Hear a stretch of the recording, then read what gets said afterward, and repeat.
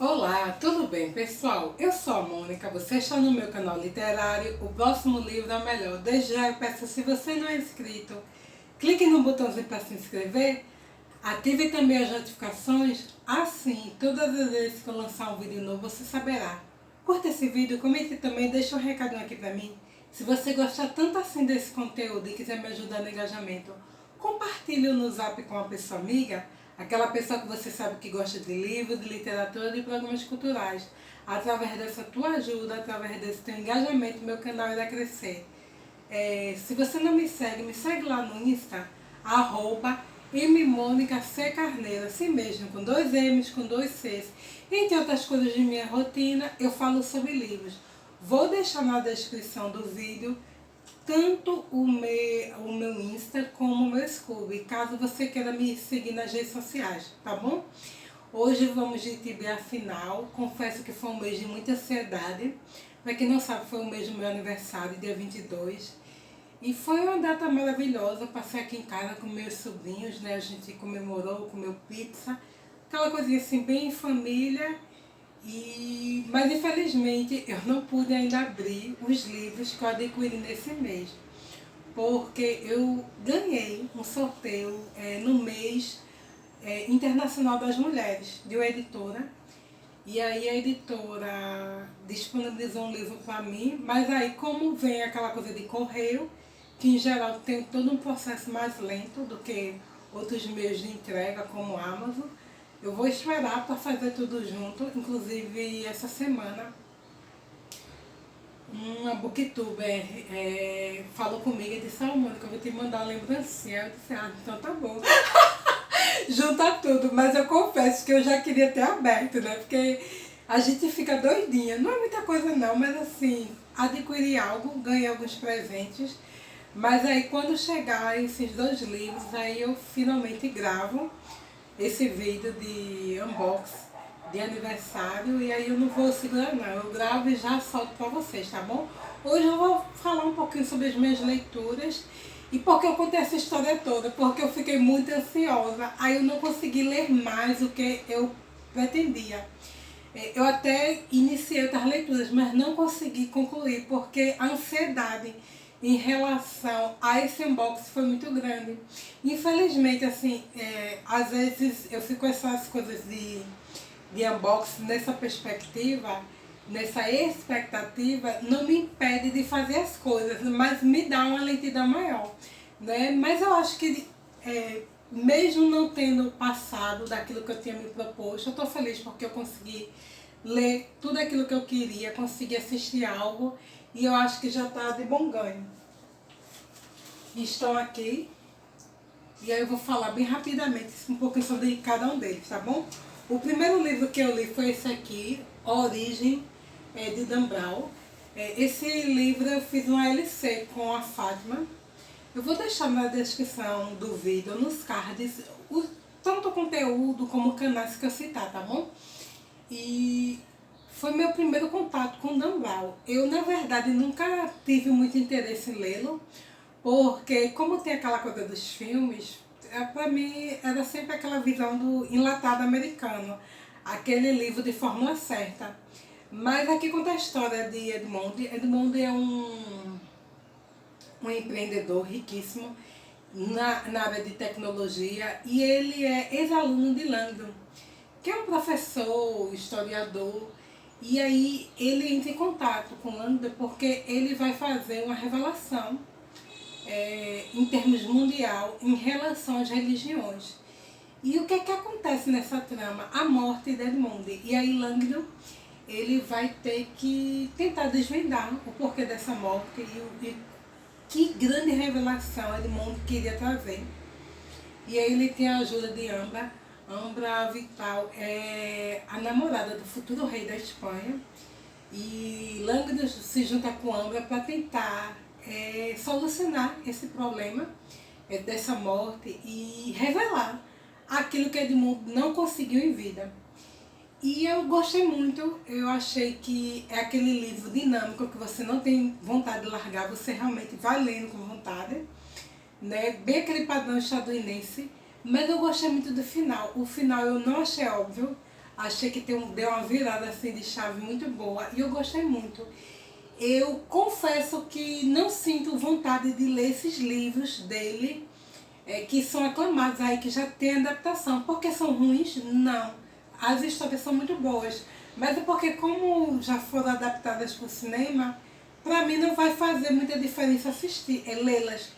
Mas outros livros dele eu posso eventualmente ler. É um autor, para mim, no molde mais de entretenimento, mas me surpreendeu. Realmente ele tem alguma coisa diferente, mesmo que seja para mim uma leitura mais de entretenimento, e super recomendo. Eu ainda não fiz a discussão com a Fátima sobre o livro, mas eu gostei muito, eu achei muito interessante. Me surpreendeu realmente essa leitura. Aí o outro livro que eu li, mas não finalizei, foi Da Terra à Lua, de Júlio Verne. Esse livro também faz parte de um LC que eu iniciei com a Joca e a gente decidiu fazer cadenciada, bem lenta, respeitando o ritmo dela, até porque ela está em outras LCs e trabalha, tem toda uma ocupação. Aí a gente está bem no início, mas para quem não conhece, ele fala sobre exploração espacial. Quando eu comprei esse livro, eu comprei pelo título, mas sem olhar a sinopse. E é interessante porque esse livro ele foi publicado no século passado, 1865. Então é outra época. E eu acho isso muito bacana de Júlio Verne, essa coisa de vislumbrar possibilidades quando o mundo ainda nem cogitava praticamente isso. E aqui conta a história do Kubrigan, que são pessoas que se juntam dentro daquela perspectiva da exploração espacial, porque eles querem realmente atingir a Lua, mandar algo para a Lua, e é bem interessante. Queria ter avançado um pouquinho, mas vou ter paciência para realmente ler junto com a Joca, porque aí a gente vai, quando a gente lê logo tudo e a gente está dialogando com alguém, fica complicado se a gente adiantar, não? Então eu acho melhor realmente manter o ritmo, mas estou gostando. Inclusive eu quero ler esse ano ainda outro livro eu acho que eu tenho de Júlio Verne, e assim eu estou muito nessa vibe de querer ler esses clássicozinhos, que são clássicos de aventura, que tem toda uma simplicidade e uma ingenuidade, mas que eu acho super importante por ser basilar, né? Depois de Júlio Verne, muita gente escreveu sobre isso, sobre a conquista da Lua. Mas na época dele, ele realmente foi um visionário. E eu acho muito significativo. Quem tiver a oportunidade, pessoal, adquiram livros desse autor, porque eu acho que a gente ganha muito quando a gente se permite conhecer realmente aqueles que deram origem a ideias que hoje todo mundo aí repete, copia e replica, tá bom?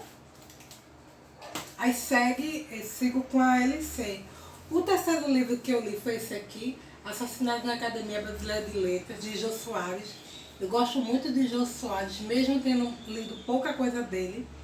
Jô Soares, ele tanto tem aquela parte do humor na literatura, com livros de um teor mais ficcional, no sentido histórico, em que ele se apropria de personagens da história para fazer uma narrativa. E aqui, no século passado, 1924, no Rio de Janeiro, e a gente se depara com assassinatos na Academia Brasileira de Letras, né? E tem todo aquele mistério em cima daqueles fardões. O que move aqueles assassinatos, aquelas mortes? O fato de aquelas pessoas pertencerem à academia. E aqui tem o Machado, que é um comissário que vai investigar aqui a morte. E é super engraçado, porque eu acho que o Jô ele consegue imprimir nesse tipo de narrativa, de ficção histórica, em que ele realmente usa um pouco de fatos reais, mas aí dentro de um modo de ficção, e ele usa um humor leve, um humor gostoso, nada exagerado, e assim super recomendo. Esse livro eu adquiri num sebo em dezembro do ano passado, mas eu quero, no decorrer da minha vida, não tenho pressa, não é assim algo que está na minha wishlist ou que eu quero imediatamente, mas sempre adquirindo livros assim de Jô e lendo, e foi barato. Eu acho que na época foi R$20. Um livro que, apesar de usado, em bom estado, E eu gosto muito disso, sabe? Pena que eu não tenho saído tanto. A maioria das compras, quando eu posso fazer, tem sido realmente pela Amazon, até porque tem a comodidade deles entregarem em casa, o preço muito ok. Mas eu super recomendo para quem está saindo de irem para sebos mesmo, porque eu acho que a gente encontra muita coisa boa por um preço muito ok, né? E eu acho que é importante a gente se permitir isso. Eu super recomendo, pessoal. Quem nunca leu Jô Soares, leu. Não acho que é um humor exagerado. Eu nem gosto de humor exagerado. Eu sou o tipo de pessoa tão mal-humorada que até o humor escrachado. Eu digo, ai meu Deus, que coisa sem... que coisa chata, que coisa sem graça. Mas realmente é um humor leve, sutil, interessante, inteligentíssimo, né? Jô Soares é um homem extremamente culto. Eu acho que eu nem preciso falar. E aí, para compor a minha quarta e última leitura do mês, foi esse aqui, A Moreninha. E contar a história, aquele molde romântico do século passado, conta a história de Augusto, que é um homem extremamente namorador, mas que de repente muda por causa de Carolina, quando ele conhece Carolina.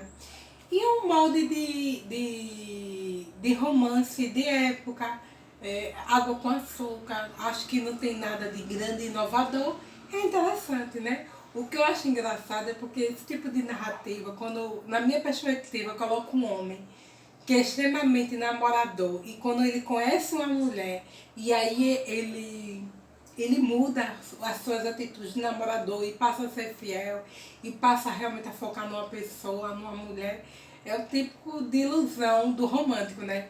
Da pessoa romântica, porque eu não acredito nisso. Eu acho que ninguém muda ninguém e as pessoas elas mostram desde cedo sua essência. Quem vai ser fiel em geral sempre. E quem vai ser fiel, infiel vai ser infiel sempre. Mas cada um com suas ilusões. Super recomendo. Se permitam ler mais literatura clássica. Mesmo que aparentemente seja um livro assim que não tenha tanta coisa a oferecer no sentido de inovador. Mas eu acho que a gente precisa conhecer, se permitir. Né? E gostei muito e sempre quando eu posso eu vou encaixando a leitura nacional, mas principalmente a clássica, porque eu acho que é maravilhoso. É maravilhoso. Foram esses 4 livros e aí eu fui para os quadrinhos. Não foi muita coisa não, mas eu gostei muito. Esse quadrinho eu segurei muito, eu comprei no ano passado, mas eu queria segurar. E eu acho que foi um mês de escolha boa, As Aventuras de uma Criminóloga, J. Kindle. E aqui tem 2 histórias. Eu gosto muito desse tipo de ilustração, que é o quadrinho preto e branco. E aqui tem 2 histórias. A primeira ela vai contar a história de uma mulher que ela agencia meninas para serem cuidadoras, mas de repente essas mulheres começam a morrer e um ponto em comum nessas mortes é que essas mulheres são grávidas. E aqui vai contar, né, a história dessa serial, dessa idosa que a gente já vê no início que ela está tentando contra as suas funcionárias. E outra história conta a história de guerra de um homem que serviu no conflito do Afeganistão. E aí, no tempo que ele está lá servindo, o casamento dele acaba e ele volta. Mas ele volta com as dores do que ele viveu, os traumas. E aí ele atenta contra a ex-esposa e o atual marido dela. Só que aí ele começa a cometer crimes seriados. Ele não para ali e ele atenta contra outras pessoas. E que nunca leu, eu super recomendo assim, a leitura desse quadrinista Giancarlo. As histórias são muito boas. É uma publicação italiana, eu acredito. E o traçado é bom, a história é boa. E Kendall, ela é aquela pessoa que vai lá solucionar esses crimes. E é maravilhoso, sabe? Eu gostei muito da experiência. Eu acho que quando eu adquiri esse quadrinho, eu comprei pela Amazon, deve ter sido R$ 20. É aquele tipo de papel simples, tipo de banca, capa mole, mas eu ainda acho que vale super a pena, sabe? Eu acho que é muito gostoso esse tipo de quadrinho. Me lembrou um pouco a leitura pelo traçado, pelo tipo de molde, por um quer mais inocente nas narrativas do quadrinho que eu tenho, Lady Killer, né? Se a gente for olhar o período da publicação de Lady Killer, mais ou menos para esse tipo de molde de quadrinho, era um período mais similar de histórias, né? Hoje o que se escreve é muito diferente, apesar que essa publicação aqui, pelo que eu vi na capa, é de 2013, né? O quadrinho ele é novo, mas assim, as histórias são de 2013. Não são tão antigas, mas elas mantêm um padrão X e eu gostei muito da leitura, assim, super recomendo. Se permitam sair um pouco da bolha do óbvio e conhecer esse tipo de quadrinho diferente. E aqui, maravilhoso, história da Disney, Almanaque do Pato Donald. Eu gostei muito dessas histórias. Eu acho que eu sempre estou me repetindo que eu gosto muito desse tipo de quadrinho. Que ele remete a uma outra época, um quadrinho mais inocente. E aqui o sistema de coloração é maravilhoso. Aqui tem uma publicação em que a coloração ela obedece à década de 70 ou 80, algo assim. E super recomendo, sabe? Porque eu acho uma coisa maravilhosa.